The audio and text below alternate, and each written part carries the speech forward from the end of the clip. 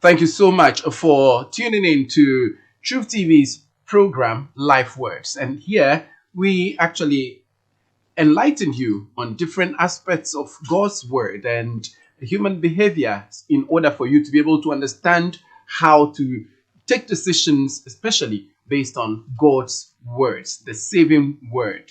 And we have started a series last week.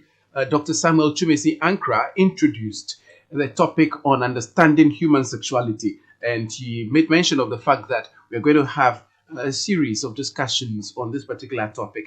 Today, we want to bring together somebody who is coming from the field of medical science, and then also another person from culture. And they're going to be reflecting on this aspect of human sexuality, and they'll be giving us different perspectives. We have Dr. Alex Piasa Kodia. He is the medical director of the Hope Christian Hospital in Gumuafete in the Central Region. He will be speaking from the perspective of medical science, especially on this particular topic of human sexuality. What does science say about it? And what are the issues we need to understand when it comes to this particular topic that has been raging on?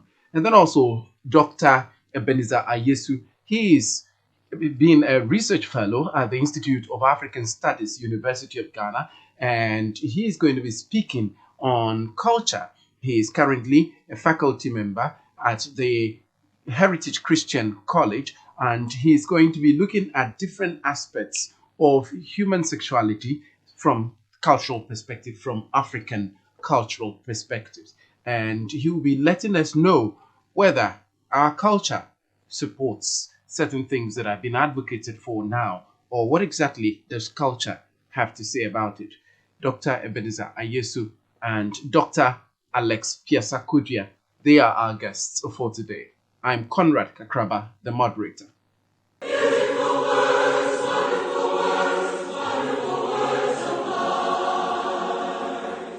All right, thank you so much for staying with us on Life Words. This is where we deliberate on issues that will help you to be able to understand God's word and then also understand some of the things that are happening around us. And today, as we said, we are zooming in on understanding human sexuality from different perspectives. We are looking at it from science, from culture, from human rights, from Bible, from different perspectives, psychology. And right now, we are engaging someone who has been a senior research fellow at the Institute of African Studies, University of Ghana. He's currently a senior lecturer at Heritage Christian University College in Amasaman, Accra, and he teaches culture. He teaches things that relate to history and African studies. And we want to engage him on what exactly is the position of culture, African culture, Ghanaian culture, on this issue of human sexuality. Thank you so much, Dr. Ebenezer Ayesu, for joining me. Thank you. Yeah, so, Doc, just give us a bit of background into how our people consider issues of sexuality. Oh, thank you. That's a very interesting, at the same time, complex question. Sexuality in African cultural setting looks at various aspects of life. One which people will call the scientific. Then we have the social. Yeah. Okay. And I mean, these two are the most important issues or angles that come up in terms of sexuality. In the sciences, as perceived by the African, the sexual one, the foremost thing is either being a male or a female. Yeah. And then based on that, there we have what society has ascribed, giving to each of the two. Okay. Based on one, their scientific makeup, their roles. Okay. And for that matter, the expectation of the society. So a man is a man in Yeah. African culture, and a woman is a woman. And they have certain ascribed Yes, rules. but when it comes to the rules, even there are some specific rules assigned to the man and those assigned to the woman. For example, Yeah. the woman's role, right from her biological role of reproduction, Yeah. and then it goes on to production, which is taking care of the child and all other means of sustenance. The man's role in terms of reproduction is providing the sperm, which is the biological component, which of course has its other philosophical underpinning, the soul and whatever. But importantly, is the man who provides it for the woman. I see. And then there is the other one, the sexual, which is the act of mating. The man having sexual relations with a woman. The primary role of sex in African culture is reproduction. It is not for entertainment. Yes, first and foremost, to reproduce and adapt to the family and then the community. That's the foremost rule. And it's therefore strictly an issue of man and a woman. Yes, of course, the man can have multiple men, but it's all in the context of what? Reproduction. Reproduction, I see. Yes. We have Dr. Alex Piasa Kodua. He is the medical director of the Hope Christian Hospital in Gomua-Fete in the Central Region. He will be speaking from the perspective of medical science, especially on this particular topic of human sexuality. What does science say about it? And what are the issues we need to understand when it comes to this particular topic that has been raging on? We want to begin this discussion by putting this whole aspect of human sexuality in the context of science. So, what is the nature of humankind according to science? If you may help us understand that. Okay, thank you very much, and good afternoon to our listeners. In fact, sexuality is one of the fundamental rights behind, everyone's feelings and thoughts and behavior. It actually defines the means of biological reproduction. It describes what we call the psychological and sociological representation of the self. And so it is very important that we understand the sexuality of man. Apart from feeding, fighting, and playing, sex is another part of human life, okay, that pushes everything that we do as far as mankind is concerned. And so when we talk about human sexuality, it is the way people experience and express themselves sexually. And this would involve biological, physical, emotional, social, and then even spiritual feelings and behavior. And so when it comes to science, we know that humans primarily are grouped into either male or female. This is very fundamental. And so we have sexual development, which is divided into what we call sex determination and then sex differentiation. Okay. Every human being is primarily made of 46 chromosomes. 22 of the chromosomes, we call them somatic chromosomes. And then the last pair, which is the sex chromosome, it's either XX or XY. Okay. If you are XX, you are female, and then if you are XY, you are male. So this is the fundamental determination of sex as far as science is concerned. Mm. Unfortunately, in the normal human being who has, say, the 46 chromosomes, that is Okay. 23 pairs, who has either the XX or the XY, Mm. there could be some abnormality that may result um, during the development. Mm.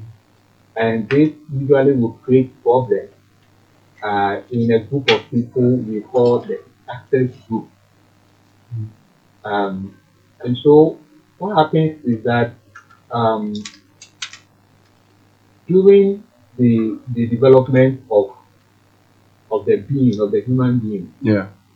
the presence of the Y chromosome or the X chromosome determines whether you are going to develop ovary or testes. Mm. Once you develop testes, because you have the Y chromosome, it helps you to produce what we call androgens, Okay. and these are male hormones. These Right. male hormones will then help you to form what we call the sexual characteristics that Okay. is external for everybody to see. And so when it feels that the person who has XY is not able to produce enough of the androgen, Mm-hmm.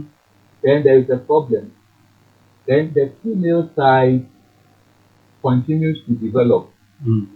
and then there is a conflict. The person goes and don't know whether it's a male or female, I see. and this is what we used to call hermaphrodite. Okay. And there are several forms of that. Yeah, so this is basically the biology of the human being as far as sex is concerned. Mm. But like I said, there are several of the intersex problems due to chromosomal abnormality, Mm. and this results in several phenotypes that people may see and either call them male or females. Meanwhile, inside them, they are either males or females as well. In all your practice, medical practice, have you seen any case of this intersex group or hermaphrodites, as you call them? Yes, in my practice, I have seen quite a number. Well, I won't say quite a number. I've seen a few, A few. but considering the the incidence rate, what I have seen is a lot. I And see. so you have people who may have what we call ambiguous genitalia. It's quite common, I see. where the child is born and you cannot tell whether this child is a male or a female. Mm. And that brings problems because it's either, the labia majora Mm-hmm. is fused, uh, confusing it to be like a scrotum, Okay. or the clitoris is so much developed Mm. that it appears to be like a phallus I or see. the penis. And this creates confusion as to what to tell the parents. And so yes, this Mm. can have seen quite a few. What do you do in such cases, for example? Yeah, so honestly, it is a difficult situation, and in such instances, well, in my case, what I did was I counseled the parents Okay. and told them what it means and what probably what it's about, Mm. and then referred them to see the specialist, Okay. usually um, the urologist. Okay. They specialize to know what kind of sex you are trying by doing other investigations to know whether internally Mm-hmm. this has, what we call the internal organs Mm. of reproduction. So, like the ovary, I see. fallopian tube, the Mm. uterus, or the vas deferens, the prostate, and Mm. all those the case of male. Mm. And so, once they're able to tell which one this child has, then we can assign the sex and probably do the correction, match whatever is there. Hmm. Interesting. And but have you followed up to see how this particular child or children or cases that you referred to those specialists have turned out to be? In fact, one of them, Mm. I must say, was actually, um, I think, a teenager Okay. who the parents brought. Apparently, they were expecting that this girl would be in her menses, Mm-hmm. and she was, I think, about 6. She had developed breast, all right, I see. but she was not menstruating. Mm-hmm. And then the mother got worried, and so kind of asked questions and Mm. realized that in fact there was no uh, opening at all, as far as the female genitalia is concerned.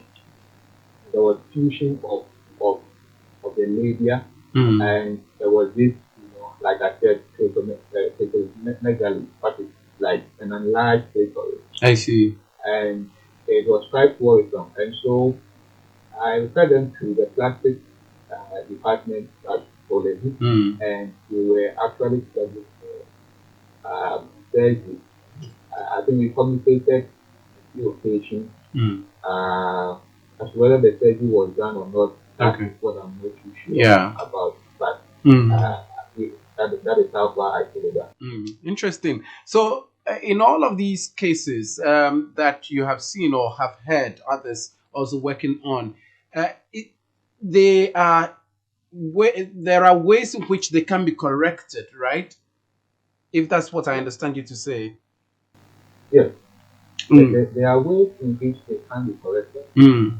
uh, either by uh, hormonal therapy Okay. or, or surgical intervention Mm.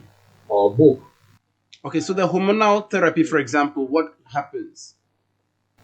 Yes, so for instance, if you have a situation where somebody who is chromosomally male, Okay. that then has 46, say XY, Mm. but for some reason has a condition that produces a lot of female hormones, Yeah. then what will happen is that internally this person is going to be male, all right, Mm. but externally develop, for instance, breast Mm. and have these secondary female characteristics. And so by correcting the hormonal effect, it is withdrawing the female hormone Okay. and replacing with more of the male hormones, you are going to develop the external male characteristics that will match the internal organs of the person. So you can do something like that. Yeah. On the other hand, if it is a female participant with Mm. male production of excess hormones, Yeah. then you can withdraw or inhibit that production of male hormones Mm. and then give more of the female hormones so that they can develop externally Yeah. the female manner to match what is happening. Interesting. So all of these debate about the LGBTQ plus and all that we have heard, what do you make of it? Is there a legitimate case for their advocacy, and in the light of the things that you're saying right now, and especially the bill also before Parliament that seeks to legislate for proper human values and family values? Do you support the things they are also advocating for? Well, depathologisation of homosexuality from the Diagnostic and Statistical Manual of Mental Disorders, Mm. the second edition, happened in 1973. And there was a debate by members of the American Psychology Association Mm. on whether to remove it or not. Okay. And those who said they should remove it won by 58% of the vote. Which There means was that. about 10. And people have argued Okay. that scientific decisions like this cannot be concluded on vote. I see. You need more evidence and science, Mm. and that is what I come to. Recently, Yeah. there have been research pointing to some structural and functional abnormalities in the brain of, say, members of the LGBT field. I see. And people think that that should rather support the idea that they are created different. Mm. But my argument is that it follows that these people need help, being a medical person Okay. and coming from the medical model of things. Mm. I think that these are aberrations from the normal, Okay. so they need to be restored to normality. Mm. And so they need help rather than they advocating for some form of right I see. to do what or to continue what I would say abnormal. I see. And so I think that the LGBTQ IAP bill that has been submitted to Parliament is in order, especially as a country. Mhm. We have our own values and we are sovereign in certain things, Mm. culture, values that shape our well-being. Mm. And so to go that away and be forced into accepting things that will more or less go against our own values will not be the best. And so I am in full support of this bill, especially the fact that it protects our children Mm. and also protect the people, the members of the LGBT from abuse and all that. It's a balanced thing for me. I see. And I think I'll go all for it. Mm. What probably the people proposing this, Yeah. let me say, proposing the gay rights, Yeah. will say, is that most of our argument has been based on Christianity and Mm. religion Mm. and beliefs. And sometimes they want you to more or less like secularize your argument Yeah. for the benefit of people who don't believe God, Yeah. let's say, Yeah. or religion. And so it is important that as we argue our points out, we kind of secularize the concept of Christianity that we believe in so that they can also appreciate and also come to understand. Mm. And as as basic as I can go, Yeah. there are two principles of philosophy that I may want to talk about. Okay. We talk about the Kantian, universalism. It talks about that if you want to engage in any act, Mhm. ask yourself whether you can universalize this act. Okay. Now, looking at the argument where people want their rights, the question they need to ask themselves is, if we universalize gayism, Mm. then what happens to humanity? Yeah. Eventually, there is, a self-implosion thing that we are waiting to experience, and so that brings to everybody, even on technical ground, Mm. there is some deficiency in their argument, Okay.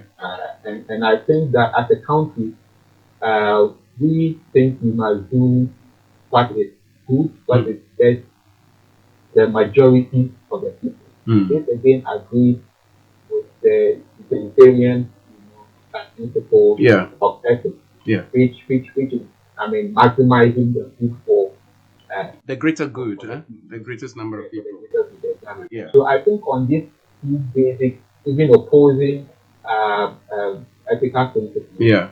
and you see that there are some arguments for the people to see reason why Okay. certain things not be allowed in our country. Wow. Thank you so much for that enlightenment from various fields. Though you are speaking as a medical scientist, you've brought in variations of thought, and we appreciate that. Thank you so much, Dr. Alex Piasakodua, medical director of the Hope Christian Hospital in Gumwa Fete. So, if we are situating it in the context of what science tells us, for example, that some people are born and then you see that their reproductive organs kind of are ambiguous. They are not able to determine whether the person is a male or a female. In our Ghanaian society, do we have cases like that, and what do we do with such kind of people? We have that. And not only the Ghanaian society, African. At least sub-Saharan Africa, find that. In pre-European times, these were seen as deviants and had to be eliminated. I see. Reasons were assigned for their presence, and they found a way, most often through rituals, to send them back. I see. It could be a curse from some injury the woman or the man had caused to someone, and therefore that person retaliates.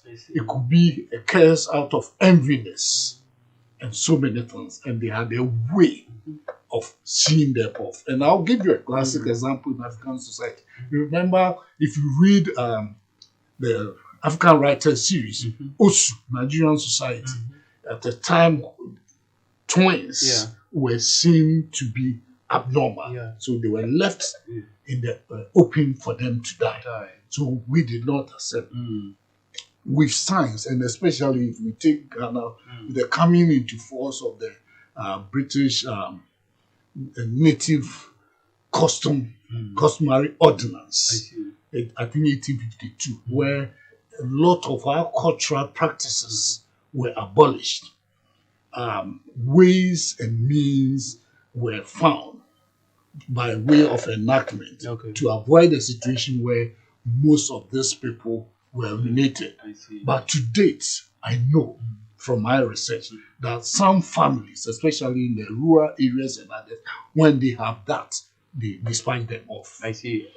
That's not the case of twins. You mean these other people, intersex, as we call them? Yes, I see. Disposed of. I see. They are not. So we don't publicly have most.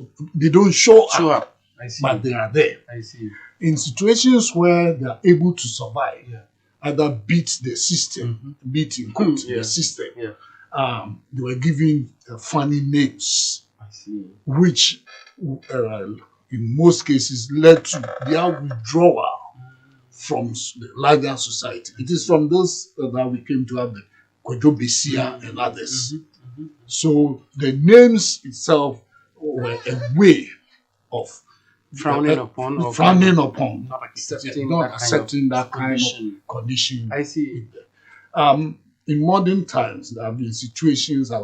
We have a church brother at Nsawam whose son had the two organs, and I know they went. He was given treatment. I see. And I don't know the outcome because at the end of it all, another dimension has those convulsion, which comes every now and then. So going to sit down to talk to them, but I know living evidence of those kind of situations. So currently, with this raging debates about the LGBTQ plus and all of these, alphabets, how does the traditional society see all of this advocacy and all of that? One, if we go to the basics and recognize the fact that to the African, and for that matter the Ghanaian, when you strip yourself naked, a man, and a woman strips herself naked, and you have sex, the objective is to have a child. I see. So in any arrangement whereby it's going to be the opposite, it's frowned upon. I see. not acceptable. What do you make of this, the bill before Parliament, which seeks to legislate on proper family values, and then also the other people, the academics, who are also against that kind of bill? I have not read every Details bit of of it, the yeah. paper, Okay. but those pieces Okay, that that you've I heard. have read, of the view Yeah. that they have well intentions. Okay. You mean the family, the one that seeks to yes, promote proper human yes. values? Okay. And I would say I'm not surprised it's coming from that angle because one, our cultural values, two, religious persuasion, Muslims and Christians. Yeah. I've not read much of the Quran, but Christians have classic examples of what happened to people of Sodom and Gomorrah. Okay. So if you add it up to a negation or a deviation from the norm of the need to have more of our members, then I understand that. And based on that, I also go on to understand why they have to make sure that the proper laws are enacted, given the way technology is helping, given the way globalization didn't start today. It started right from the day the Portuguese came here. But the way technology is fast tracking it, if the care is not taken, then our idea of being a people of a special identity will be eroded. So that, having said that, I want to see that the bill is worked on in such a way that it does not reduce the country into lawlessness. What did I mean? Oh, the law is against us, and therefore, just as people do mob action, they lynch people. No, there should be clear cut. And because this is a very serious issue with a lot of outside influence, institutions that are mandated to implement whatever laws that have to be well resourced and be working. We shouldn't have a situation where whoever will be working in the institutions to work on this act, the bill will become an act, to be sincere to themselves and be working on it. One, to ensure that people don't take the law into their own hands. Great. Wow, that's a good note to end this discussion on what culture, African culture, Ghanaian culture has to say on human sexuality, and especially in the face of this debate and raging issues concerning the bill that is before Parliament to legislate on this particular issue. That has been Dr. Ebenezer Yesu. He's a senior lecturer at Heritage Christian University College in Amasaman, Accra. Thank you so much for your time, Doc. Thank you, too. Thank you. Thank you so much for your time. It's been a pleasure having these two guests today. Dr. Ebenezer Ayesu, he is someone who is versed in African culture, and he teaches at Heritage Christian University College. He was formerly at the Institute of African Studies of the University of Ghana, and he's been talking about these issues relating to culture and how our African culture and Ghanaian culture see issues of sexuality. And then also Dr. Alex Piasakodia, a medical director of the Hope Christian Hospital in Gumuafete, has also been shedding light on the issue from the perspective of science and considering some other things like ethics. So thank you so much for your time. Next week, we are going to bring somebody from human rights perspective. He's a lawyer, and he's also going to talk about it from the perspective of human rights, and also someone who is a minister of the gospel. He's going to be talking from the perspective of the Bible, and then also he's into psychology as well. So all of these will help us to just understand from various perspectives what exactly human sexuality is. It's a pleasure having you now. And thank you so much for your time. Bye for now.